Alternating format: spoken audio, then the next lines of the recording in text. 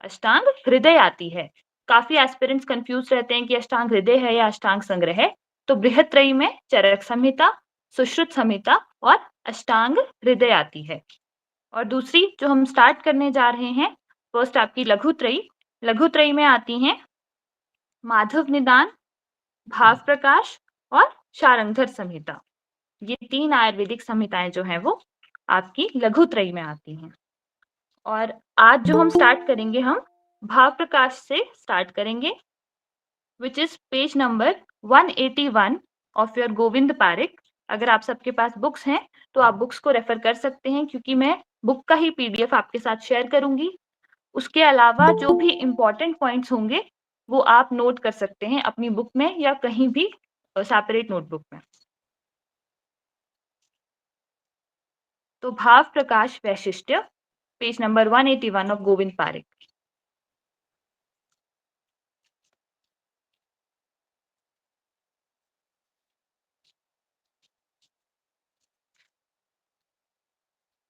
सबसे पहले तो इस पेज के टॉप पे लघुत्रयी जो मैंने आपको बताई, माधव निदान, शारंगधर संहिता और भाव प्रकाश संहिता लिखी है मैंने। तो आप देखिए, इसमें जो इनका टाइम पीरियड है वो बहुत इंपॉर्टेंट है। ये लघुत्रयी ये कब लिखी गई है और क्या टाइम ड्यूरेशन रहा है इन बुक्स का। तो माधव निदान जो है वो 7th सेंचुरी की बुक है। माधवकर ने लिखी है और 7th सेंचुरी, 7वीं शती या 7वीं शताब्दी की ये बुक है। उसके बाद यानी कि 13th सेंचुरी है।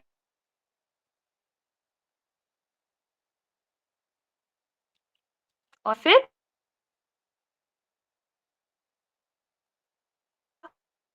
प्रकाश संहिता जो हम आज स्टार्ट कर रहे हैं, जो कि 16वीं शताब्दी यानी कि 16वीं सदी या 16th सेंचुरी की बुक है।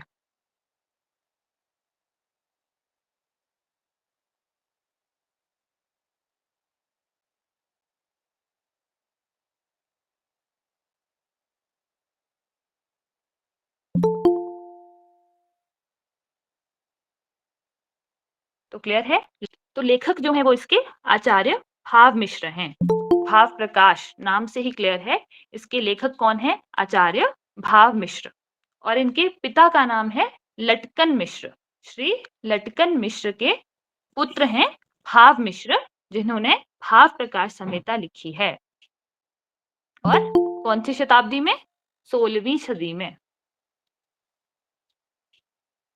नेक्स्ट है जो इसका ग्रंथ निर्माण है, वो भाव प्रकाश ने शारंगधर संहिता को आधार लेकर लिखा है। अब देखिए, शारंगधर संहिता को आधार लिया गया है, इससे ये क्लियर होता है कि शारंगधर संहिता जो है वो भाव प्रकाश से पहले का ग्रंथ रहा होगा, है ना। क्योंकि हम किसी चीज को अगर रेफरेंस लेके लिख रहे हैं तो इससे क्लियर होता है कि वो ग्रंथ उससे पूर्व लिखा गया है।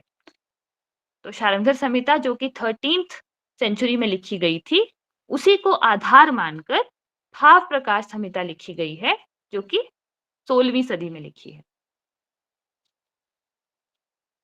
और जो इसका निघंटु भाग है, भाव प्रकाश संहिता का जो निघंटु भाग है, वह मदन पाल निघंटु को आधार लेकर बनाया गया है।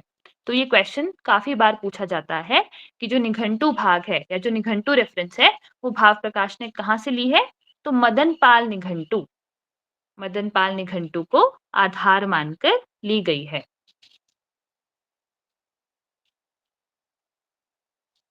अब नेक्स्ट बात करते हैं भाव प्रकाश की कुछ अन्य रचनाओं की, यानी कि भाव मिश्र ने और कौन सी बुक्स लिखी हैं। तो पहली है गुण रत्न माला। दूसरी है माधव निदान टिप्पणी और तीसरी है वैद्य निघंटु। तो इसे याद रखने के लिए हम ऐसे याद रख सकते हैं कि देखिए, गुण रत्नमाला, तो अगर आप सब जानते हैं कि जो भाव प्रकाश है वो हमारा द्रव्य गुण का ग्रंथ है ना, उसमें बेसिकली द्रव्य गुण का वर्ड है। तो गुण रत्नमाला, अब देखिए इसमें गुण पहले ही आ गया, जिससे हमें क्या क्लियर हो रहा है कि ये कहीं ना कहीं द्रव्य गुण से रिलेटेड है। और किसकी रचना है? भाव प्रकाश की रचना है। तो गुण रत्नमाला किसकी रचना हुई? भाव प्रकाश की हुई और इसको हमने कैसे निकाला? गुण से, गुण द्रव्य गुण से। दूसरी है माधव निदान टिप्पणी। ठीक है, तो माधव निदान जो टिप्पणी है वो ऑब्वियस है, अगर किसी बुक के ऊपर टिप्पणी की जा रही है तो वो स्वयं माधवकर ने तो नहीं करी होगी, है ना, उनके बाद के किसी आचार्य ने की होगी। तो माधव निदान टिप्पणी किसने की है? भाव प्रकाश ने। उसी प्रकार वैद्य निघंटु, वैद्य निघंटु, अब जो मेन निघंटु हैं उनका भी हम वर्णन जो है वो द्रव्य गुण में ही पढ़ते हैं, है ना, जैसे आपके धन्वंतरी निघंटु है, अष्टांग निघंटु है। जो निघंटु भाग है, भाव प्रकाश भी एक निघंटु है ना, तो जो निघंटु भाग है वो सारे की हम जो स्टडी है वो द्रव्य गुण में करते हैं या भाव प्रकाश में करते हैं। तो भाव प्रकाश की अन्य रचनाएं क्या है? गुण रत्नमाला, माधव निदान टिप्पणी और वैद्य निघंटु। अब बात करते हैं इसकी संस्कृत टीकाओं की। तो दो टीकाएं मिलती हैं जिसमें से जो प्रथम टीका है उसका नाम वर्णित नहीं है। ठीक है, और ऐसा एज्यूम किया जाता है कि जो टीका है ये भाव मिश्र ने ही स्वयं भाव प्रकाश पर की है। और जो द्वितीय टीका है इसका नाम इंपॉर्टेंट है, सदवैद्य सिद्धांत रत्नाकर। सदवैद्य सिद्धांत रत्नाकर। तो ये आप बिल्कुल याद रखेंगे कि जो सदवैद्य सिद्धांत रत्नाकर है वह भाव प्रकाश पर की गई टीका है, जो किसने लिखी है? जयदेव कृत। सदवैद्य सिद्धांत रत्नाकर इज जयदेव कृत, जिसे जय कृष्ण के पुत्र जयदेव ने काश्मीर नरेश महाराजा रणवीर सिंह के आदेश पर लिखा था। तो आपको इसमें सिर्फ इतना याद रखना है कि जो सदवैद्य सिद्धांत रत्नाकर टीका है वह जयदेव द्वारा लिखित है और ये टीका किस पर मिलती है? हमें भाव प्रकाश पर मिलती है। बाकी ये याद करने की जरूरत नहीं है कि काश्मीर नरेश के कहने पर लिखा था, सिर्फ आपको टीका का नाम और टीकाकार का नाम याद रखना है। तो सदवैद्य सिद्धांत रत्नाकर बाय जयदेव और भाव प्रकाश। उसी तरह एक और टीका का वर्णन आता है जो कि है सर्व निघंटु सर्वस्व टीका। सर्व निघंटु सर्वस्व टीका, और ये किसने लिखी है? राधा कृष्ण ने, राधा कृष्ण कृत। तो यहां से भी क्लियर है ना, देखो निघंटु की बात आ गई, यानी भाव प्रकाश पर यह टीका की गई है। तो सर्व निघंटु सर्वस्व टीका बाय राधा कृष्ण। क्लियर है? ये जो टीकाएं हैं और रचनाएं हैं ये यूजुअली एग्जाम में पूछी जाती हैं, इसलिए एग्जाम पॉइंट ऑफ व्यू से इंपॉर्टेंट है। अब नेक्स्ट इंपॉर्टेंट बात है इसकी विषय वस्तु। विषय वस्तु यानी कि भाव प्रकाश, जो विषय वस्तु होता है बेसिकली जो इंडेक्स जैसे हम कहते हैं ना, कि हम उसे कहाँ रेफर करेंगे, कौन सा पार्ट में कौन सा टॉपिक डिस्क्राइब्ड है, दैट इज विषय वस्तु। तो जो संपूर्ण भाव प्रकाश है वह 3 खंडों में विभाजित है। कितने खंडों में विभाजित है? 3 खंडों में विभाजित है। और ये खंड कौन से हैं? पूर्व खंड, मध्यम खंड एवं उत्तर खंड। तो भाव प्रकाश 3 खंडों में लिखी गई है, पूर्व, मध्यम एवं उत्तर खंड में, और 7 भाग और 80 प्रकरण। तो ये इंपॉर्टेंट है, 7 भाग एवं 80 प्रकरण। और श्लोक कितने हैं? 10268। यूजुअली श्लोक का नंबर नहीं पूछा जाता है। 3 खंड, 7 भाग और 80 प्रकरण, आप ये याद रखेंगे।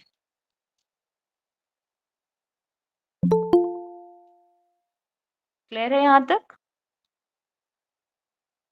अब कौन से खंड में कितने अध्याय हैं ये इंपॉर्टेंट है। पूर्व खंड में 7 अध्याय हैं, मध्यम खंड में 71 अध्याय हैं, और उत्तर खंड जो है वो 2 अध्याय उसमें विभाजित है, यानी कि अलग से लिखे गए हैं। सो 2 अध्याय और 80 अध्याय, 2 और 80, ये अलग से वर्णित है। प्रीवियस ईयर में क्वेश्चन जो है वो मध्यम खंड पर देखा गया था, जिसमें पूछा था कि मध्यम खंड में कितने अध्याय हैं, तो 71। ठीक है, थोड़ा ऑड नंबर है, डिफिकल्ट टू गेस या डिफिकल्ट टू मेमोराइज रहता है, इसलिए मध्यम खंड पूछा गया था जिसमें 71 अध्याय हैं। तो पूर्व खंड में 7 अध्याय, मध्यम खंड में 71 और उत्तर खंड में 2 एवं 80। क्लियर है यहां तक? किसी को कोई डाउट?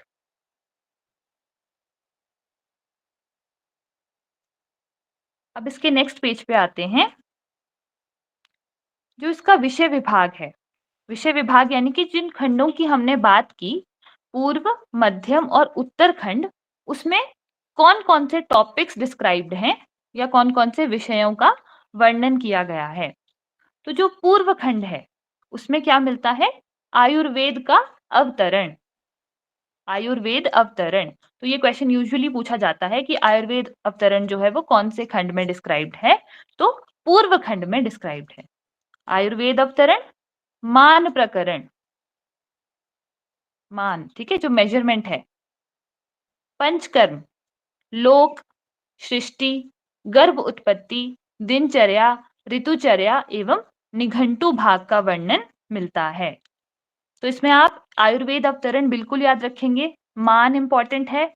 दिनचर्या, ऋतुचर्या जो है वो आप लगा सकते हैं कि पहले ही डिस्क्राइब्ड होगी, है ना? दिनचर्या, ऋतुचर्या सभी संहिताओं में आपको इनिशियली में मिल जाती है, तो पूर्व खंड में ही डिस्क्राइब्ड है। और जो निघंटु भाग है वो भी पूर्व खंड में है, ये भी इंपॉर्टेंट है।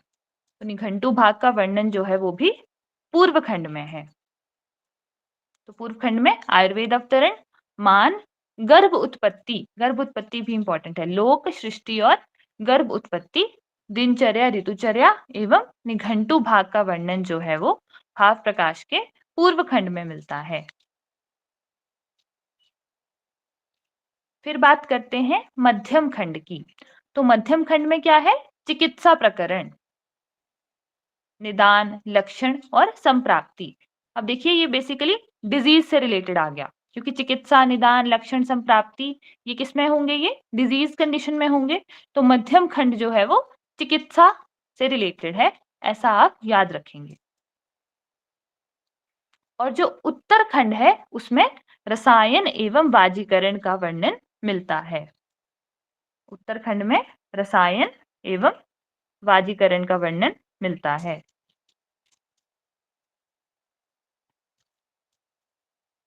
अब बात करते हैं हिंदी टीकाओं की, या हिंदी टीकाकार कौन कौन से हैं। तो लालचंद्र वैद्य, दत्ताराम चौबे एवं शिव शर्मा आदि विद्वानों ने भाव प्रकाश पर टीकाएं की हैं। तो इसमें आप दत्ताराम चौबे और शिव शर्मा नाम याद रख सकते हैं।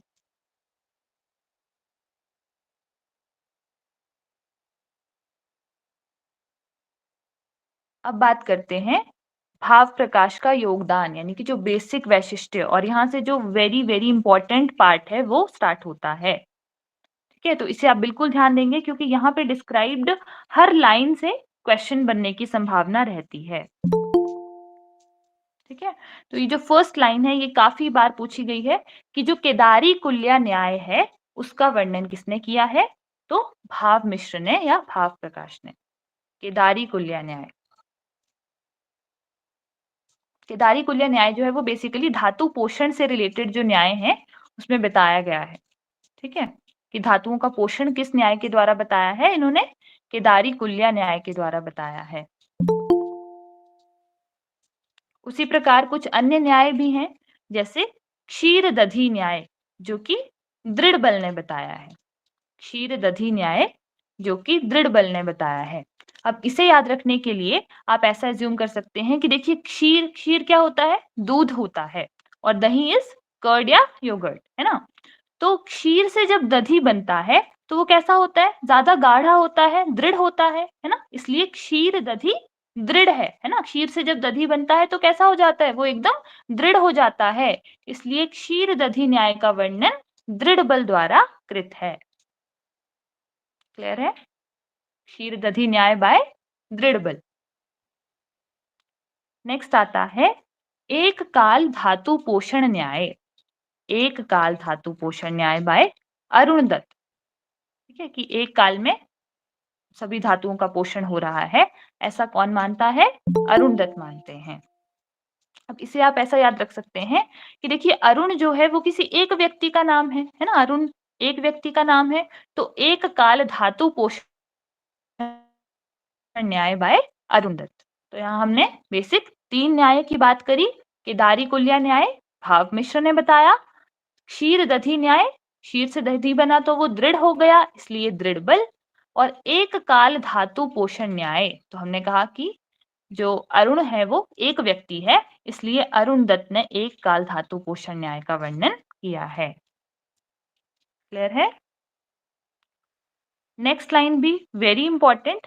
आर्तव को अष्टम धातु किसने माना है? तो भाव प्रकाश ने माना है आर्तव को अष्टम धातु।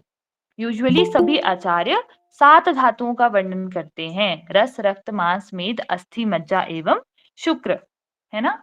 लेकिन भाव प्रकाश ने आर्तव को अष्टम धातु के रूप में स्वीकार किया है और इसकी उत्पत्ति रक्त से मानी है।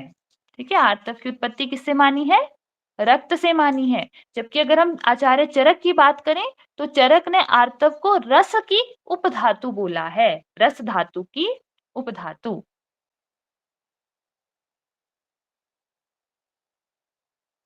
ठीक है, आर्तव को अष्टम धातु मानने वाले आचार्य जो है वो भाव प्रकाश है और इसकी उत्पत्ति किससे? रक्त से मानते हैं। जबकि आचार्य चरक, ये जो कंपैरेटिव वाले पॉइंट्स होते हैं ये आपको बिल्कुल याद रहने चाहिए, क्योंकि यहाँ से क्वेश्चन आता है और कंफ्यूजन भी इन्हीं क्वेश्चंस में रहती है। इसलिए जो कंपैरिजन है वो आपको बिल्कुल याद रखना है। तो उसी प्रकार कंपैरेटिव क्या है, यहाँ पे आचार्य चरक ने आर्तव को रस की उपधातु माना है, जबकि भाव प्रकाश इसे रक्त से उत्पन्न मानते हैं। नेक्स्ट इंपॉर्टेंट है, आयुर्वेद की प्राचीन एवं व्यवहारिक परिभाषा दी है।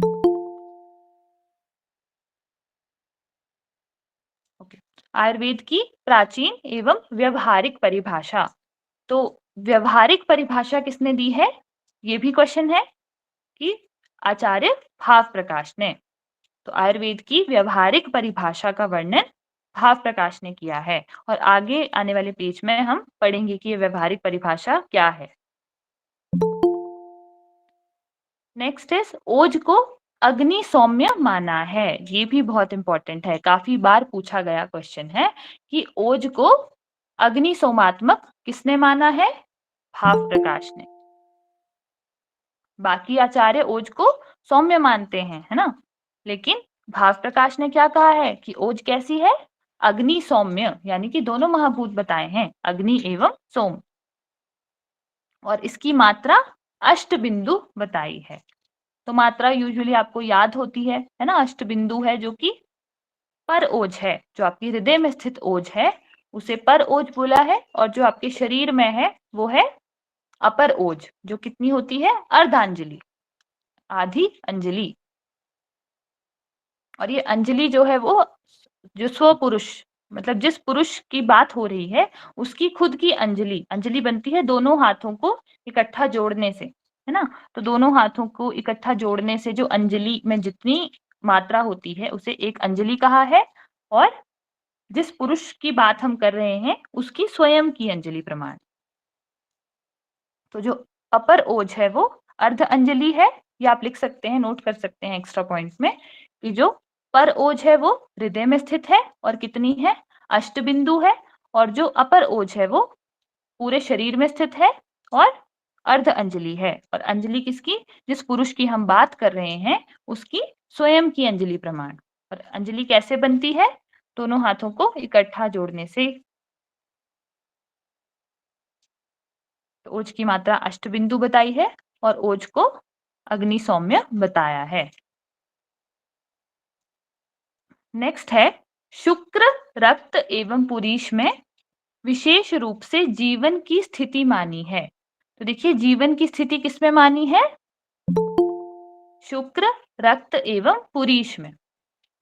तो इसके लिए हम पुरुष शब्द जो है वो याद रख सकते हैं, क्योंकि देखिए जीवन किसमें होता है ना, पुरुष, पुरुष में जीवन है, हम ऐसे याद रखते हैं। तो उसी प्रकार पुरुष शब्द से निकलता है पुरीष, रक्त एवं शुक्र, है ना। सबका फर्स्ट फर्स्ट वर्ड पुरुष याद करते हैं। तो पुरीष, रक्त एवं शुक्र में जीवन की स्थिति मानी है।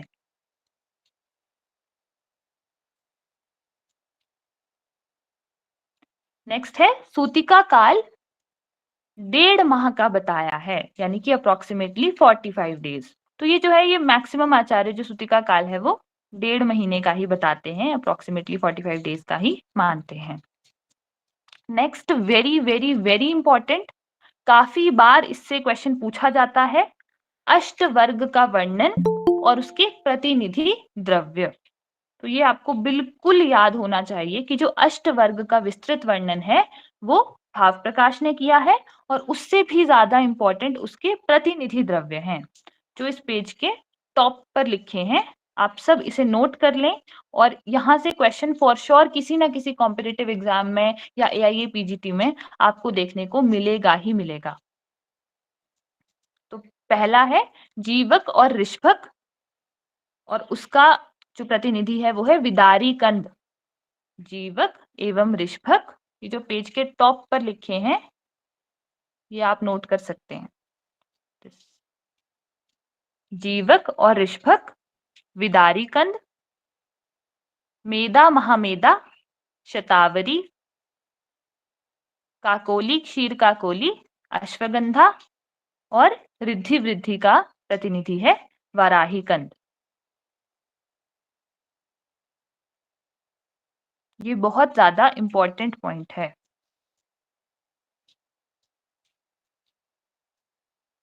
प्रतिनिधि द्रव्य जो है वो हम आगे और भी पढ़ेंगे, लेकिन उसमें जो अष्टवर्ग जो है, अष्टवर्ग में क्या आता है, जीवक ऋषभक मेदा महामेदा काकोली क्षीर काकोली रिद्धि और वृद्धि। ये जो अष्टवर्ग है इसके प्रतिनिधि द्रव्य के मैक्सिमम चांसेस होते हैं कि यही पूछा जाता है। तो जीवक और ऋषभक का विदारी कंद, जीवक और ऋषभक का विदारी कंद, मेदा और महामेदा का शतावरी, काकोली और क्षीर काकोली का अश्वगंधा, और रिद्धि और वृद्धि का वराही कंद।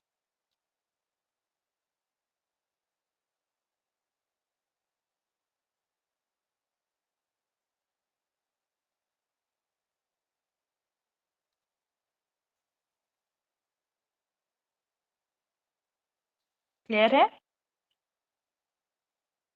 ठीक है, आगे बढ़ते हैं। तो अष्टवर्ग और उसके प्रतिनिधि द्रव्य की बात हमने कर ली। नेक्स्ट है त्रिविध एवं चतुर्विध परीक्षा का वर्णन। तो त्रिविध परीक्षा तो आप जानते हैं कि आचार्य चरक ने भी बताई है, भाव प्रकाश ने, अष्टांग सब में बताई गई है ना।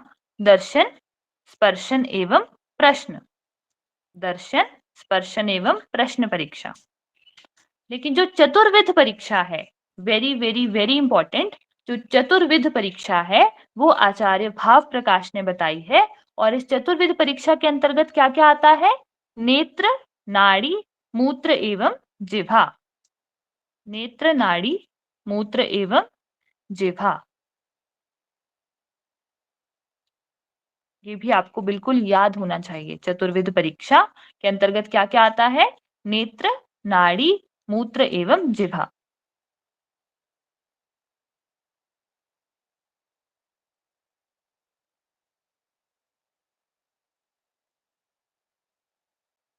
नेक्स्ट है स्त्री में आर्तव चक्र प्रारंभ होने की वय 12 वर्ष मानी है, एवं ऋतु काल जो है वो 16 दिन का माना है। तो आर्तव चक्र है ना, आर्तव चक्र मीनार कब है, 12 इयर्स में, और ऋतु काल कितने दिन का माना है, 16 दिन का माना है। ये आपको याद रखना है, ये क्वेश्चन भी काफी बार पूछा जाता है कि ऋतु काल कितने दिन का माना है, भाव प्रकाश ने 16 दिन का माना है।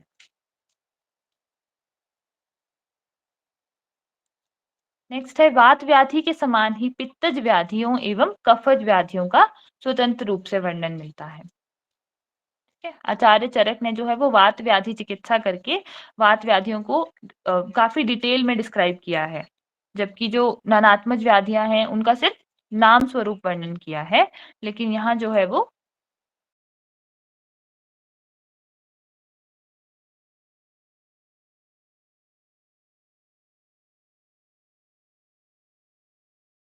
आहार का वर्णन मिलता है। षड्विध आहार, षड्विध आहार में पेय, लेह, भोज्य, भक्ष्य, चोष्य और चव्य। ये 6 कैटेगरीज बताई हैं आहार की। जबकि अगर आपको याद हो तो आचार्य चरक और अन्य आचार्य 4 कैटेगरीज मानते हैं: आशित, खादित, पीत एवं लीड।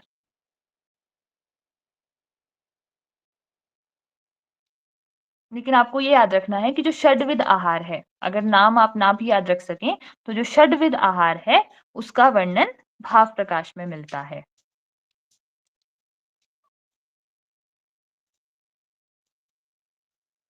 नेक्स्ट बात करते हैं कुछ प्रमुख योग। अब ये कुछ प्रमुख योग जो कि स्पेसिफिक टू भाव प्रकाश हैं, जो यहीं मिलते हैं, उसमें आता है कर्पूर आसव। कर्पूर आसव, श्री गोपाल तेल आसव, मृत संजीवनी सुरा, मदन मंजरी वटी, वानरी वटी, अकार करब आदि वटी और कामेश्वर मोदक। तो ये योग पर आप एक बार ध्यान रखेंगे, इन योगों का एक रीड कर लेंगे। कर्पूर आसव, श्री गोपाल तेल, मदन मंजरी, अकार करब आदि वटी और कामेश्वर मोदक।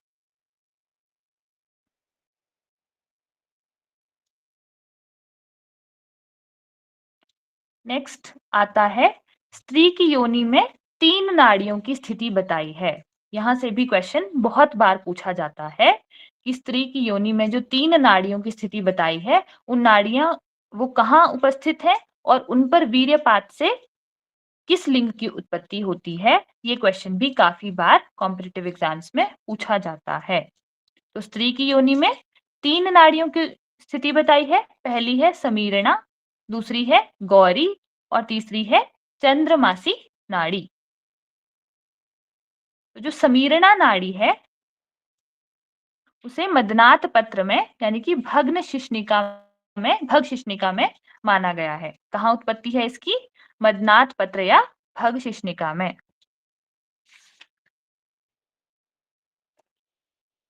ये साथ में लिखा है, अगर आप लोग नोट करना चाहें तो आप इसे लिख सकते हैं कि जो समीरणा नाड़ी है, उसकी स्थिति कहाँ है? मदनात पत्र या भगशिश्निका में। और इस पर वीर्यपात जो है वो निष्फल हो जाता है। यदि इस नाड़ी पर वीर्यपात होता है तो निष्फल होता है, यानी कि ना पुत्र की उत्पत्ति होगी ना कन्या की, निष्फल होगा। दूसरी है गौरी नाड़ी। गौरी नाड़ी कहाँ प्रेजेंट है? उपस्थ गर्भ में।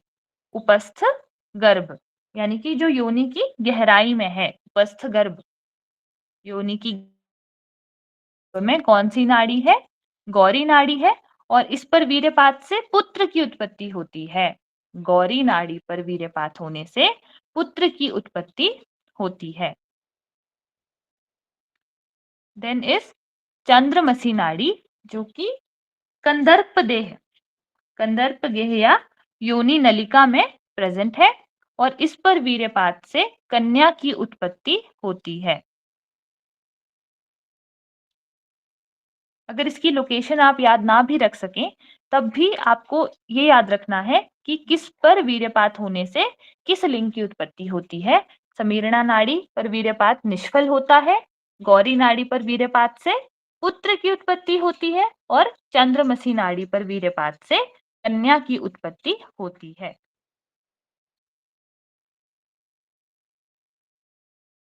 नेक्स्ट भी काफी इंपॉर्टेंट है कि औद्भिद द्रव्यों के 5 भेद माने हैं। कितने भेद? 5 भेद। जबकि आचार्य चरक और वाग्भट जो है वो 4 भेद मानते हैं। ठीक है, इन्होंने 5 भेद माने हैं। कौन कौन से? वनस्पति, वानस्पत्य, क्षुप, वल्ली और औषध। तो जो क्षुप है वो भाव प्रकाश है। क्षुप, वनस्पति, वानस्पत्य, क्षुप, वल्ली एवं औषधि।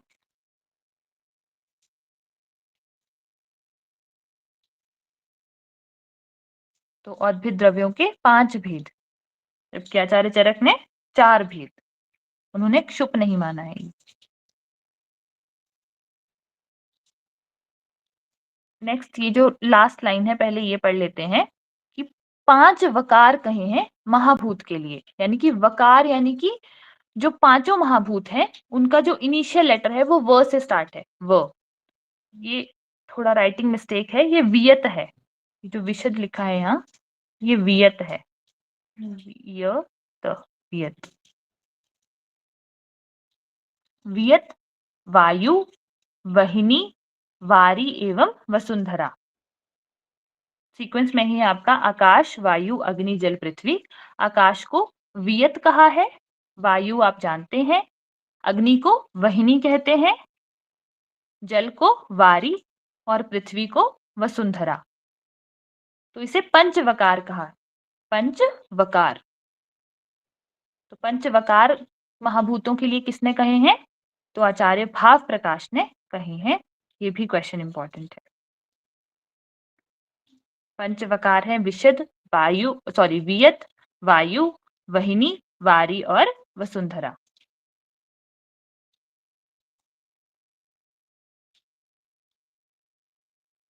नेक्स्ट बात करते हैं वेरी वेरी इंपॉर्टेंट सोम रोग की। और ये क्वेश्चन भी काफी ज्यादा बार पूछा जाता है, सोम रोग। तो पहली बात, सोम क्या है? तो सोम जो है वो स्त्री शरीरस्थ जलीय धातु है। तो इससे हमें ये क्लियर हो रहा है कि सोम रोग की उत्पत्ति किसमें हो रही है? स्त्रियों में। क्योंकि सोम क्या है? सोम स्त्री शरीर में स्थित जलीय धातु को संज्ञा दी गई है। सोम स्त्री शरीरस्थ जलीय धातु है। अब बात करते हैं इसके निदान की। तो सोम रोग क्यों उत्पन्न हो रहा है? अति मैथुन के कारण, शोक, भय, चिंता, अभिचार, अभिचार यानी मंत्रादि प्रयोग एवं गर्विश के प्रयोग के कारण। इसमें गर्विश जो है वो आप थोड़ा ध्यान रखेंगे कि गर्विश जो है वो सोम रोग का निदान माना गया है। और बाकी सब आगंतुज निदान है मैक्सिमम। अति मैथुन, शोक, भय, चिंता और अभिचार एवं गर्विश का प्रयोग। तो गर्विश is also one of the निदान फॉर सोम रोग। अब इसके लक्षण की बात करते हैं। तो इसमें क्या होता है सोम रोग में? मूत्र मार्ग से निरंतर प्रसन्न, निर्मल, शीतल, गंध रहित एवं पीड़ा से रहित अत्यधिक मात्रा में स्राव की उत्पत्ति होती है। तो कहां से हो रही है स्राव की उत्पत्ति? मूत्र मार्ग से हो रही है। और कैसा है ये स्राव? इस स्राव के कैरेक्टर्स क्या बताए हैं?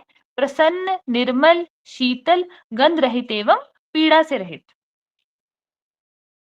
ये जो श्लोक की लाइन है ये काफी बार पूछ ली जाती है और बहुत इंपॉर्टेंट है कि ये श्लोक किसका है। तो ये सोम रोग का श्लोक है। प्रसन्ना विमला शीता निर्गंधा नीरुजा सिता स्रवंती च अतिमात्रम। प्रसन्ना विमला शीता निर्गंधा नीरुजा सिता स्रवंती च अतिमात्रम। ये किसके लिए बोला गया है? सोम रोग के लिए कहा गया है। और वेरी वेरी इंपॉर्टेंट, ये लाइन काफी काफी काफी ज्यादा बार पूछी गई है। भक्ष्य भोज्यश्च पेयश्च न तृप्तिम लभते सदा। यानी कि भक्ष्य भोज्य जो पदार्थ हैं खाने वाले, है ना, पेय पेय पदार्थ, इनके सेवन पर भी कभी भी जो स्त्री है उसे तृप्ति नहीं होती है। तो भक्ष्य भोज्यश्च पेयश्च न तृप्तिम लभते सदा। और ये इतना इंपॉर्टेंट इसलिए है क्योंकि इसी तरह का एक श्लोक चरक चिकित्सा 15 में भस्मक रोग के लिए मिलता है। भस्मक रोग, भस्मक रोग क्या है? अति अग्नि, यानी कि इसकी डाइजेस्टिव फायर इतनी स्ट्रांग है ना, अति अग्नि, भस्मक रोग। उसके लिए आचार्य चरक ने कहा है भुक्ते अन्ने लभते शांति जीर्ण मात्रे प्रताम्यति। यानी कि जब आहार का सेवन कर लिया, भुक्त अन्ने, खाना खाने पर क्या होगा? शांति मिलेगी रुजा से। भुक्ते अन्ने लभते शांति। और जीर्ण मात्रे प्रताम्यति, यानी कि जैसे ही भोजन जो है वो डाइजेस्ट हो गया, फिर से जो पेन है वो स्टार्ट हो जाएगी। ऐसा किसके लिए कहा है? भस्मक रोग के लिए।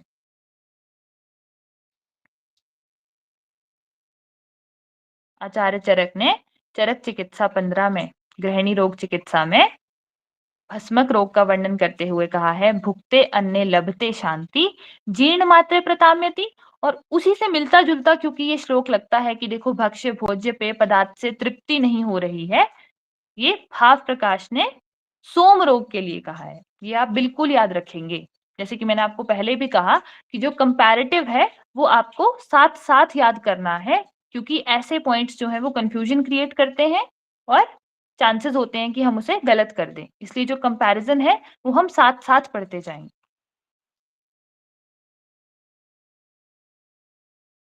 क्लियर है? ये दोनों लाइंस बहुत इंपॉर्टेंट है। भक्ष्य भोज्य पेयश्च ना तृप्ति लभते सदा, और सोम रोग। आप इसे कैच करने के लिए आप पेय शब्द यूज कर सकते हैं, है ना? देखिए पेय, क्योंकि हमने क्या कहा, इसमें क्या है, मूत्र मार्ग से स्त्राव हो रहा है, तो स्त्राव इज लिक्विड, और यहाँ पे पेय शब्द आ गया which is again a liquid. और सोम रोग क्या है, श्री शरीरस्थ जलीय धातु which is again a liquid. तो ये सोम रोग के लिए कहा गया है जिस श्लोक में पेय है ना? कुछ बच्चे कहते हैं उन्हें श्लोक लर्न करने में प्रॉब्लम आती है, डिफिकल्टी आती है, तो आप श्लोक ना याद करके उसका जो एक वर्ड, कोई ऐसा वर्ड जो उसी के लिए स्पेसिफिक है, उसे कैच करके आप याद रख सकते हैं कि जिस श्लोक में पेय वर्ड आ रहा है वो सोम रोग का है, लेकिन जहां पे सिर्फ खाने की बात हो रही है, भुक्ते अन्ने, है ना, सिर्फ अन्न की बात हो रही है, वो किसके लिए है, भस्मक रोग के लिए है, यानी अति अग्नि रोग के लिए है।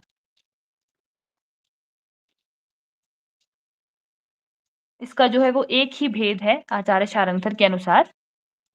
और ये लाइन भी बहुत इंपॉर्टेंट है कि अगर स्त्राव की अति प्रवृत्ति होती है तो सोम रोग को ही मूत्र अतिसार संज्ञा दी जाती है। मूत्र अतिसार, इस क्वेश्चन को इस प्रकार भी पूछा जाता है कि सोम रोग के उपद्रव स्वरूप मूत्र अतिसार की उत्पत्ति होती है। तो इसे पूछने के दो वेज हैं, एक है कि स्त्राव की अति प्रवृत्ति होने पर सोम रोग को ही मूत्र अतिसार कहा है, और दूसरा इसका उपद्रव स्वरूप भी मूत्र अतिसार कहा गया है। एंड वेरी इंपॉर्टेंट कि ये एक सुख साध्य रोग है। इसकी साध्यता साध्यता क्या है कि ये सुख साध्य रोग है, और इसकी चिकित्सा में जो प्रयुक्त योग हैं ये आपको याद रखने हैं। सॉरी, बृहत सोमनाथ रस, हेमनाथ रस, स्वर्णवंग एवं कदले आदि घृत।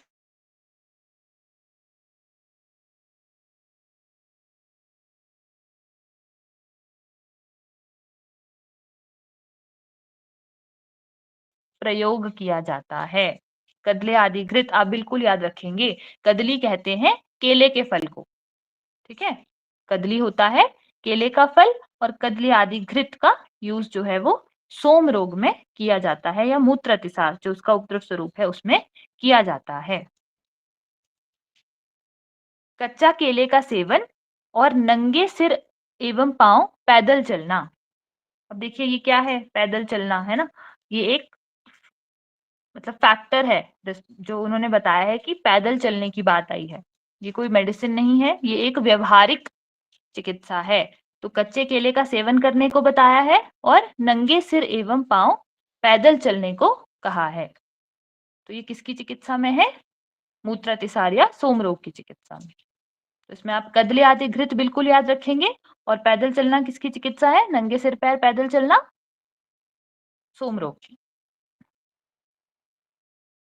सोम रोग से भी काफी बार क्वेश्चन देखा जाता है, इसलिए ये पूरा ही जो पोर्शन हमने सोम रोग के बारे में पढ़ा और साथ में जो भस्मक रोग की मिलती जुलती लाइन पढ़ी, ये काफी इंपॉर्टेंट है।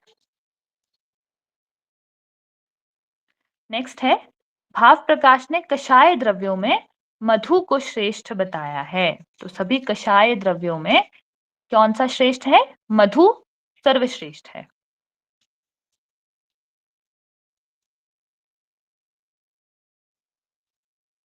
और नेक्स्ट जो है वो भाव प्रकाश पर की गई टीका का लिखा है कि श्री रणवीर सिंह देवावलोकन सद्वैद्य सिद्धांत रत्नाकर।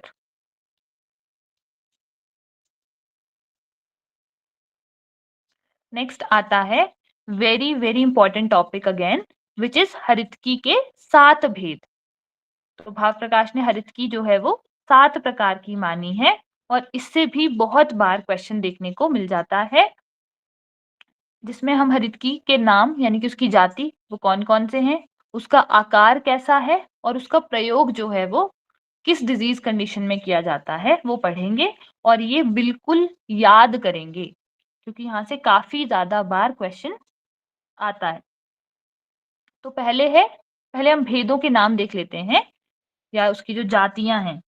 विजया, रोहिणी, पूतना, अमृता, अभया, जीवंती और चेतकी, ये 7 हरितकी की जातियां मानी है या ये हरितकी के भेद समझ सकते हो आप और इसके पर्याय के रूप में भी ये वर्ड्स आते हैं। तो पहली है विजया। जो विजया है उसका आकार कैसा है? अलाबु वृता। अलाबु लौकी को कहते हैं, तो विजया कैसी है? लौकी के जैसी गोल, अलाबु वृता। और इसका उपयोग जो है वो सभी रोगों में किया जाता है, सर्व रोग नुत। विजया अलाभुवृता है और कैसी है? सर्व रोग नुत। अब क्योंकि हमने बोला इसका प्रयोग सभी रोगों में करते हैं, तो जो दूसरी है जीवंती, ठीक है, वो भी सभी रोगों में यूज हो रही है। ये हम इसके साथ ही याद कर लेंगे कि विजया और जीवंती ये दोनों सभी रोगों में प्रयोग की जाती हैं। सर्वरोगनुत, तो सर्वरोगनुत कौन सी हरित की है? विजया, जीवंती दोनों। ठीक है। दूसरी आती है रोहिणी। रोहिणी जो जाति है वो कैसी है? वृत्ताकार। वृत्त आकार, वृत्त यानी गोल, तो वृत्ताकार है रोहिणी। अब देखो इसे याद रखने के लिए र से रोहिणी और व के पैर में र है ना, वृत्त, वृत्त। तो आप याद रख सकते हैं कि जो रोहिणी है वो कैसी है, उसका आकार कैसा है? वृत्ताकार है। तो रोहिणी भी र से स्टार्ट हो रहा है और वृत्त आकार में भी व के पैर के नीचे र है जो कि उसका फर्स्ट वर्ड है कहीं ना कहीं। तो आप इसे इस तरह से याद रख सकते हैं कि रोहिणी कैसी है? वृत्ताकार है। और किस चीज में यूज करते हैं इसे? व्रणरोहण में। तो ये देखो नाम से ही क्लियर है ना, व्रणरोहण। रोहिणी, रोहिणी क्या कर रही है? रोहण कर रही है, व्रण का रोहण यानी कि वुंड हीलिंग में। तो व्रण रोहण के लिए रोहिणी यूज करते हैं और उसका आकार कैसा है? वृत्ताकार, वृत्त यानी कि गोल। और इसे याद कैसे रखा हमने कि र से रोहिणी और व के पैर में र है तो वृत्ताकार बन रहा है। नेक्स्ट है पूतना। जो पूतना जाति है उसका आकार कैसा है? सअस्थि, सअस्थि। और किसमें यूज करते हैं इसे? इसका उपयोग है प्रलेप के लिए, शरीर पर जो प्रलेप लगाया जाता है उसके लिए। तो इसे भी आप प से पूतना और प से प्रलेप ऐसे याद रख सकते हैं। पूतना, सअस्थि और उपयोग इसका प्रलेप लगाने के लिए।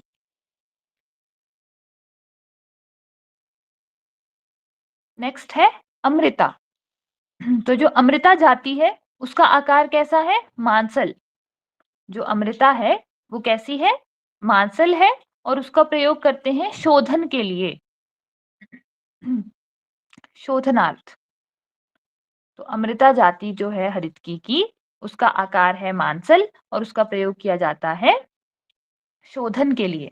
तो ये भी बहुत बार पूछा जाता है कि शोधनार्थ कौन सी हरितकी की जाति प्रयोग की जाती है? तो अमृता। नेक्स्ट है अभया। अभया कैसी है? पंचरेखीय, यानी कि इसमें 5 रेखाएं देखने को मिलेंगी। तो अभया है पंचरेखीय और अक्षी रोगनुत, यानी कि जो आई की जो प्रॉब्लम्स हैं अक्षी रोग उनका हरण करती है, अक्षी रोगनुत। तो इसमें देखिए मैंने एक आंख बनाने की कोशिश की है और उसके ऊपर बिल्कुल 5 रेखाएं है ना, 5 lines in the form of eye lashes समझ लो या कुछ भी, वो बनाई हैं। तो इससे आपको क्लियर हो जाएगा कि अभया कैसी है? पंचरेखीय। और जो पंचरेखीय है वो हमने कैसे याद रखा? आई, अक्षिरोगनुत। तो ये एक सिंबल बनाने से कई बार हमारी जो विजुअल मेमोरी है वो ज्यादा अच्छी हमें कंसेप्ट्स को याद करने में मदद करती है। इसलिए हम इस तरह के शॉर्ट ट्रिक्स बना सकते हैं कि देखिए अभया अक्षी रोग में यूज कर रहे हैं और कैसी है, पंचरेखीय। तो आंख बना के हमने 5 लाइंस से हम याद रखेंगे कि अभया पंचरेखीय है और अक्षी रोगों में प्रयुक्त है। नेक्स्ट है जीवंती, है ना। जीवंती की बात हम कर चुके कि वो सर्वरोगनुत थी। और कौन सी थी सर्वरोगनुत? विजया थी। और जीवंती का आकार कैसा है? स्वर्ण वर्ण का। तो स्वर्ण वर्णी जीवंती।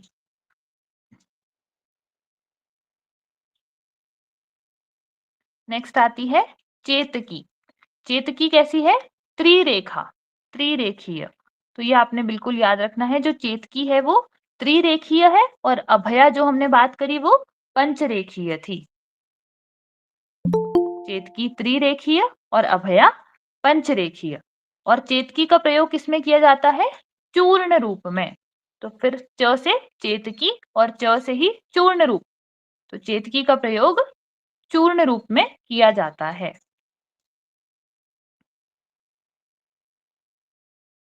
क्लियर है? यह ऋतकी के 7 भेद बहुत बहुत इंपॉर्टेंट है। बार बार क्वेश्चन यहाँ से आता है और इसमें कंफ्यूजन के चांसेस भी बहुत ज्यादा रहते हैं, इसलिए आप इसे बिल्कुल याद करेंगे। विजया कैसी है?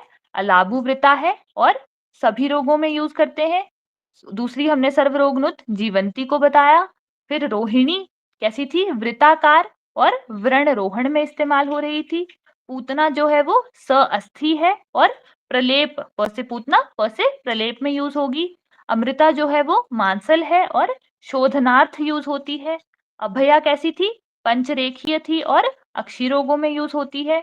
जीवंती, जीवंती कैसी है? स्वर्णवर्णी है और सर्व रोगों में यूज कर रही। और चेतकी, चेतकी कैसी है? त्रिरेखीय है और चूर्ण रूप में प्रयोग की जाती है। अब ये जो चेतकी है इसके 2 भेद हैं, एक है शुक्ल वर्ण और एक कृष्ण वर्ण वाली। तो जो शुक्ल वर्ण की है वो 6 अंगुल लंबी है और जो कृष्ण वर्ण की है वो 1 अंगुल लंबी हरितकी मानी है। तो शुक्ल और कृष्ण ये किसके भेद हैं? ये चेतकी के भेद हैं। जो चेतकी जाति है हरितकी की, उसके 2 भेद हैं, शुक्ल जो कि 6 अंगुल है और कृष्ण 1 अंगुल। वेरी इंपॉर्टेंट कि चेतकी के शब्द को छोड़कर शेष चारों यानी कि स्पर्श, रूप, रस और गंध यह विषय रेचक होते हैं। यानी कि जो चेतकी है वो विरेचन कराने में इतनी समर्थ है कि उसके शब्द को छोड़ के, है ना, शब्द इस बोलना। अब चेतकी शब्द बोलने से विरेचन नहीं होगा, लेकिन यदि इस चेतकी जाति को केवल स्पर्श भी कर लिया जाए या केवल उसका रूप देख लिया जाए या उसका रस या गंध इनका सेवन किया जाए तो क्या होगा? विरेचन हो जाएगा। तो चेतकी के शब्द को छोड़कर अन्य जो 4 विषय हैं वो रेचक होते हैं। और ये चेतकी जो है वो सुकुमार प्रकृति के जो पुरुष हैं उनके लिए पथ्य मानी है।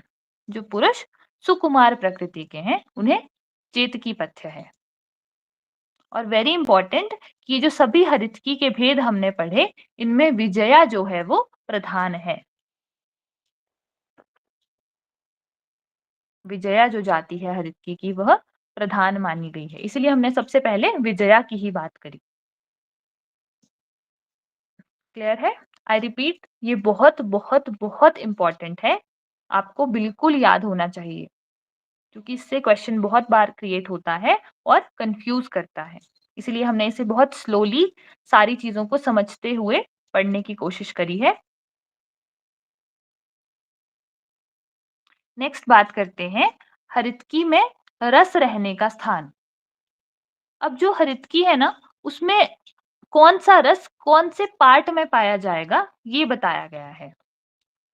तो पहले देखें, जो इसकी मींगी है उसमें मधुर रस, ठीक है, जो उसका मींगी है वो मधुर रस की है। तो आप इसे म से ही याद रख सकते हैं कि म से मींगी और म से मधुर रस। रेशा, रेशा कैसा है उसका? अम्ल रस का, ठीक है, जो फाइब्रस पोर्शन है, फाइब्रस पोर्शन कैसा है? वो अम्ल रस का है। वृंत, वृंत कैसा है? तिक्त रस। तो वृंत देखिए ये त से एंड हो रहा है ना वृंत, तो उसी प्रकार तिक्त सुनने में राइमिंग है, वृंत और तिक्त, ठीक है? वृंत और तिक्त, इसीलिए वृंत में भी त से एंड हो रहा है, तिक्त रस में भी त एंड में आता है। तो आप इसे थोड़ा इस तरह से याद रख सकते हैं कि वृंत कैसा है, तिक्त है। म से मींगी, म से मधुर रस। रेशा, रेशा जो फाइबर था वो कैसा था, अम्ल था, है ना? फाइबरस चीजें थोड़ी खट्टी रहती हैं, अम्ल रहती हैं, तो वृंत जो रेशा था वो अम्ल था। फिर हमने वृंत की बात करी, तो वृंत और तिक्त कितना राइम करता है ना? वृंत तिक्त। तो वृंत कैसा है, तिक्त है। छिलका जो उसका कवर है वो कैसा है, कटु। कटु यानी तीखा होता है ना? इसीलिए हम किसी भी चीज का जो छिलका है वो यूज नहीं करते हैं, क्योंकि वो क्या है, वो कटु है, इसलिए हम उसका छिलका फेंक देंगे, कटु रस है उसका। और गुठली, तो गुठली जो उसका बीज है वो कैसा होता है, कषाय रस का। तो मैक्सिमम जो फ्रूट्स रहते हैं उनकी जो गुठली होती है वो कषाय ही होती है ना? तो इसमें कुछ याद करने जैसा है नहीं, बहुत ऑब्वियस है ये। मींगी में हमने याद रखा कि म से मींगी, म से मधुर रस। रेशा जो फाइब्रस पोर्शन है वो कैसा होता है, यूजुअली अम्ल होता है। वृंत, वृंत और तिक्त राइमिंग था एकदम, तो वृंत से हमें तिक्त रस याद रह गया। छिलका, छिलका कैसा है, कटु है ना? तीखा है, इसलिए हम छिलका किसी भी चीज का नहीं खाते हैं, फेंक देते हैं, कटु रस का होता है। और गुठली, गुठली यानी कि जो बीज है वो कैसा है, कषाय रस का है। नेक्स्ट है भोजन के साथ हरितकी का सेवन। अगर हरितकी का सेवन जो है वो भोजन के साथ कराया जाए तो क्या होता है, बुद्धि, बल और इंद्रिय बल, इनकी वृद्धि होती है। यानी कि बुद्धि, बल और इंद्रियों का जो बल है वो बढ़ता है। कब, जब भोजन के साथ हरितकी का सेवन किया जाए। और यदि भोजन के उपरांत सेवन करेंगे तो क्या है, त्रिदोष शामक, यानी कि तीनों दोषों का, वात पित्त कफ, ये जो अगर बढ़े हुए हैं तो इनका शमन करने वाली है। तो भोजन उपरांत हरित की त्रिदोष शामक है, और भोजन के साथ जो है वो बुद्धि, बल और इंद्रिय बल को बढ़ाने वाली है। नेक्स्ट वेरी इंपॉर्टेंट है कि हरितकी सेवन के अयोग्य कौन है। तो आचार्य भाव प्रकाश के अनुसार जो व्यक्ति रुक्ष प्रकृति के हैं, कृश हैं, बहुत पतले हैं, गर्भिणी और जिनका रक्त मोक्षण हुआ है, रक्त मोक्षी, ये सभी हरित की सेवन के अयोग्य हैं। रुक्ष, कृश, गर्भिणी और रक्त मोक्षी। और इसके साथ ही हम याद करेंगे कि आचार्य चरक के अनुसार हरितकी सेवन के अयोग्य कौन है। तो चरक चिकित्सा वन में जो है वो लिखा है, अजीर्णिनो रुक्ष भुजा स्त्री मध्य विषकर्षिता शु तृष्ण उष्ण अर्दिताश्चर्य, यानी कि अजीर्ण। ये चरक वाला श्लोक आप बिल्कुल याद रखेंगे, क्योंकि ये भी एमसीक्यू टाइप में काफी बार पूछा जाता है कि इनमें से हरित की सेवन के अयोग्य कौन है या कौन नहीं है। ठीक है, तो अजीर्णिनो यानी कि जो अजीर्ण का रोगी है, तो देखिए हरित की आप अजीर्ण के रोगी को नहीं देंगे। रुक्ष भुजा, रुक्ष भुजा यानी कि जो रुक्ष अन्नपान का सेवन करते हैं। स्त्री, जो अत्यधिक मैथुन या स्त्री सेवन करते हैं।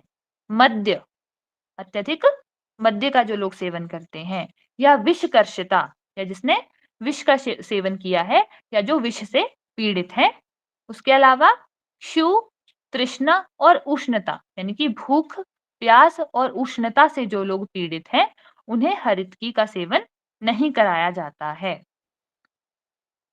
तो चरक वाला श्लोक जो है वो यहाँ ज्यादा इंपॉर्टेंट है। अजीर्णिनो रुक्ष भुजा स्त्री मध्य विषकर्षिता शु तृष्णा और उष्ण अर्दिताश्चर्य।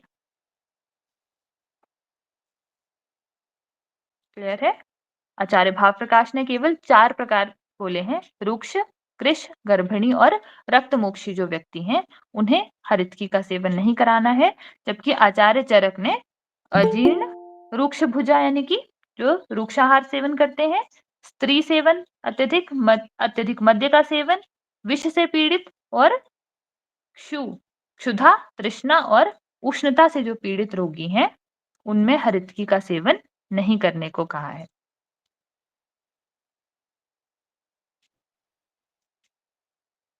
नेक्स्ट आता है ये हरितकी वाला पोर्शन हम कंप्लीट कर लेते हैं क्योंकि ये भी काफी जरूरी है।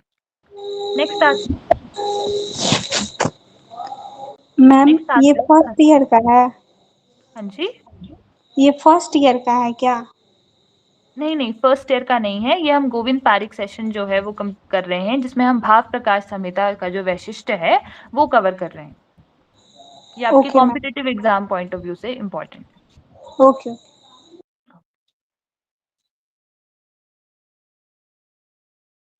ठीक है, नेक्स्ट बात करते हैं कि हरितकी का सेवन हम किस अनुपान के साथ करें ताकि जो वात पित्त कफ है उसका नाश हो सके। तो कहा है लवणेन कफम हंति, यानी कि हरितकी का अगर हम लवण के साथ सेवन करेंगे तो कफ नाशक है। लवणेन कफम हंति, तो कफ के नाश के लिए हम हरितकी को लवण के साथ देंगे। पित्तम हंति सशर्करा, पित्तम हंति सशर्करा, यानी कि अगर हरितकी को शर्करा के साथ देंगे तो पित्त का नाश होगा। घृतेन वातजान रोगम, हरितकी को घृत के साथ देंगे तो वातनाशक है। और सर्व रोगान गुणान्वितान, अगर गुड़ के साथ हरितकी का सेवन करेंगे तो सर्व रोग नाशक है।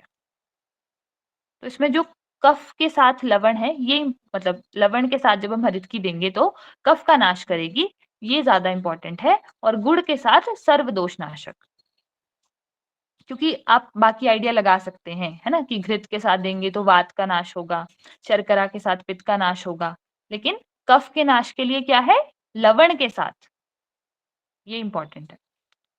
कफ के नाश के लिए हम हरितकी को लवण के साथ देंगे और सभी रोगों के नाश के लिए गुड़ के साथ। तो एक कफ नाशक और सर्वरोग नाशक, ये आप बिल्कुल याद रखेंगे।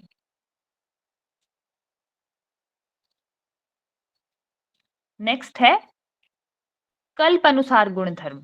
इससे भी क्वेश्चन काफी ज्यादा बार पूछा जाता है। कल्प अनुसार, इसमें क्या कहा है, चर्विता वर्धत्य अग्नि, चर्विता वर्धत्य अग्नि, यानी कि चर्विता का मतलब है चबाकर खाने से। चबाकर खाने से क्या होगा, वर्धत्य अग्नि, यानी कि अग्निवर्धक है। अगर हरितकी को आप चबाकर खाएंगे तो वो क्या करेगी, आपकी अग्नि को बढ़ाएगी, अग्निवर्धक। पेशिता मलशोधिनी, पेशिता मलशोधिनी, पेशिता यानी कि पीस कर खाने से, तो अगर हरितकी को पीस कर खाएंगे तो मल का शोधन होगा। स्विन्ना संग्रहणी, स्विन्ना, स्विन्न करके खाने से क्या होगा, वो ग्राही है। और भ्रष्टा प्रोक्ता त्रिदोषनुत, यानी कि भून कर खाएंगे तो त्रिदोष नाशक है। स्विन्ना संग्रहणी, स्विन्न करके खाने से ग्राही, और भ्रष्टा यानी कि भून कर खाने से त्रिदोषनुत यानी त्रिदोष नाशक है। ये क्वेश्चन भी काफी बार पूछा गया है और बहुत बहुत इंपॉर्टेंट है। चर्विता वर्धत्य अग्नि, यानी कि चबाकर खाने से अग्निवर्धक। पेशिता मलशोधनी, पीस कर लेने पर मलशोधक। स्विन्ना संग्रहणी, स्विन्न करके लेने पर ग्राही होती है। और भून कर लेने पर भ्रष्टा प्रोक्ता त्रिदोषनुत, तीनों दोषों का नाश करने वाली है। क्लियर है? नेक्स्ट बात करते हैं ऋतु हरितकी की। ऋतु हरितकी ये सब आपने सुना भी होगा और बहुत इंपॉर्टेंट है, यहां से भी क्वेश्चन काफी बार पूछा जाता है। वेरी इंपॉर्टेंट, ऋतु हरितकी। ऋतु हरितकी से हमारा मतलब है कि कौन सी ऋतु में हरितकी का सेवन किस अनुपान के साथ किया जाए। ठीक है, कि ऋतु अनुसार अनुपान है बेसिकली, कि कौन सी ऋतु में हरितकी को किस अनुपान के साथ लिया जाए। अब देखिए, इसे याद रखने के लिए हम एक छोटा सा कोड याद रखेंगे जो कि है पिंगु सैशु, पी म गु सै श और शु, ये वर्ड आपको याद रखना है। पिमगु सै श शु, ये इसका बेसिकली फर्स्ट वर्ड है, क्योंकि मैं एज्यूम करती हूँ कि आप सभी को ऋतुओं के नाम जो है वो इसी सीक्वेंस में याद होंगे, शिशिर वसंत ग्रीष्म, वर्षा शरद और हेमंत, है ना। सभी को ऋतुओं के नाम इसी तरह से याद होते हैं, है ना, शिशिर वसंत ग्रीष्म वर्षा शरद हेमंत। तो उसी प्रकार हमने जो फर्स्ट वर्ड है अनुपान का वो इकट्ठा कर लिया और एक वर्ड बना लिया, पिमगु सैशु, पिंगु सैशु। ठीक है, अब देखो पहली ऋतु क्या थी, शिशिर थी, तो शिशिर ऋतु में पिपली चूर्ण के साथ, तो पी हो गया है ना, शिशिर ऋतु में किसके साथ दिया, पिपली चूर्ण के साथ। फिर वसंत ऋतु में, तो वसंत ऋतु में मधु के साथ, तो म आ गया, म से मधु। ग्रीष्म ऋतु में ग से ग्रीष्म, ग से गुड़, ऐसे भी याद रख सकते हो, और कोड से तो निकल ही आएगा, तो ग्रीष्म में गुड़ के साथ। फिर वर्षा, जिसमें सॉरी शिशिर वसंत ग्रीष्म, वर्षा शरद और हेमंत, तो सैंधव। अब यहाँ पे स से जो है वो लवण के लिए सैंधव है। ठीक है, आप यहाँ देख रहे हो कि वर्षा में क्या लिखा है, लवण लिखा है, तो लवण कौन सा लवण बात कर रहे हैं हम, सैंधव लवण की बात कर रहे हैं, है ना, तो सै से सैंधव है कोड में। ठीक है, लवण आप कंफ्यूज नहीं होंगे कोड से कि वहां तो लवण लिखा है, यहाँ सै से क्या मतलब है, सै से हमारा मतलब सैंधव लवण है। तो सैंधव का जो फर्स्ट वर्ड है स, वो लेके हमने वर्षा ऋतु याद करी। वर्षा में सैंधव लवण के साथ, शरद में शर्करा के साथ, तो देखो श से शरद, श से शर्करा, ऐसे भी याद रख सकते हो, और हेमंत ऋतु में शुंठी के साथ। तो शिशिर, वसंत, ग्रीष्म, वर्षा, शरद और हेमंत। पिमगु सैशु या पिंगु शैशु, पिपली, मधु, गुड़, सैंधव, शर्करा और शुंठी। ये आपको इसी सीक्वेंस में याद करना है, इससे इजी हो जाएगा इस कोड से आपको ये मेमोराइज करना। क्लियर है? तो आज के सेशन में हम यहीं तक रखेंगे, और आज हमने जो भी कवर किया वो बहुत इंपॉर्टेंट है, स्पेशली ये जो हरितकी वाला पार्ट है, यहाँ से फॉर श्योर क्वेश्चन आता ही आता है। उसके अलावा जो हमने सोम रोग की बात करी वो भी वेरी इंपॉर्टेंट है, जो 3 नाड़ियों की बात करी, चतुर्विध परीक्षा, आर्तव को अष्टम धातु, ओज को अग्नि सोमात्मक, और इसकी जो विषय वस्तु में कितने भाग हैं और जो भाव प्रकाश की अन्य रचनाएं हैं, ये सारी बात जो आज हमने करी ये बहुत इंपॉर्टेंट है, और कॉम्पिटिटिव एग्जाम में रिपीटेडली इसके क्वेश्चंस देखे जाते हैं। किसी को कोई डाउट हो तो आप पूछ सकते हैं।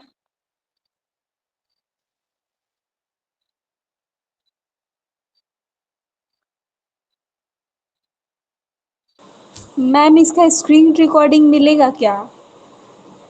स्क्रीन रिकॉर्डिंग शायद आप लोगों को अवेलेबल करा दिया जाएगा, जब आप लोग शायद कोर्स ज्वाइन करेंगे तो आप एक बार सर को मैसेज कर सकते हैं, आयु टिप जो आपको नंबर प्रोवाइडेड है, आप वहां पे ये सारी इंफॉर्मेशन पूछ सकते हैं। Okay ma'am. हाँ जी। और किसी को कोई कंटेंट रिलेटेड डाउट है या ज्वाइनिंग रिलेटेड, तो भी आप सर से बात कर सकते हैं।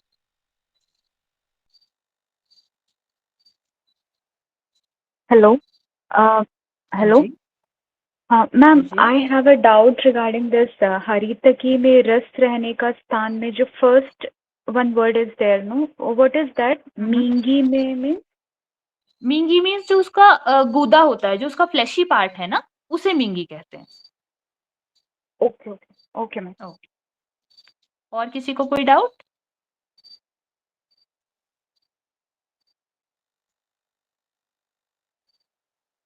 Okay, so thank you very much everyone for joining. Ma'am सन्न करके संग्रहणी में जो परीक्षी का था, सन्न का मतलब क्या होगा?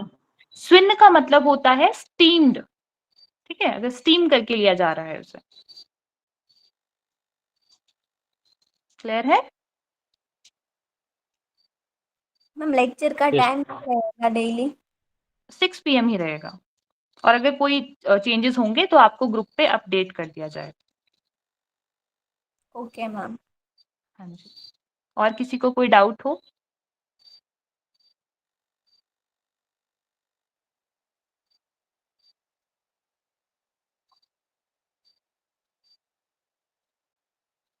Okay, so thank you everyone for joining, and I hope कि आपको आज का लेक्चर अच्छा लगा हो, आपको समझ आया हो।